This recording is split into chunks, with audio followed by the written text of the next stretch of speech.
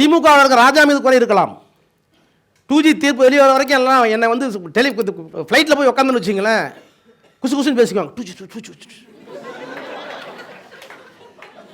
ஏறும்போதே 1,70,000 அப்புறம் ஜட்ஜ்மெண்ட் வந்த ஒரு பால் ஃப்ளைட் ஏறினேன்.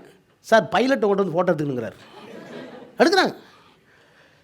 எதுக்கு சொல்கிறேன்னா, குறைகள் இருக்கலாம். நான் திமுக வந்து கம்ப்ளீட் ஃபுல் சொல்ல மாட்டேன். Yes, there are allegations, there are deficiencies, there may be. ஆனால் இந்த இயக்கம் மற்ற இயக்கங்களை காட்டிலும் எந்த விதத்தில் வேறுபட்டது?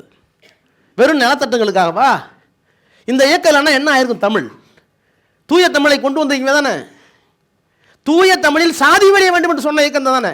தூய தமிழுக்காக தமிழர்கள் இருந்தார், அறிஞர்கள் இருந்தார், மறைமலை அடிகளார் இருந்தார், மறைமலை அடிகளார் இருந்தார், உவே சாமிநாதையர் இருந்தார், அப்புறம் காசு பிள்ளை இருந்தார், ஆறுமுக நாவலர் இருந்தார், எத்தனையோ தமிழ் அறிஞர்கள் இருந்தாங்க. ஆனால் அவங்கெல்லாம் சாதியை விட்டு இறங்கி வரல.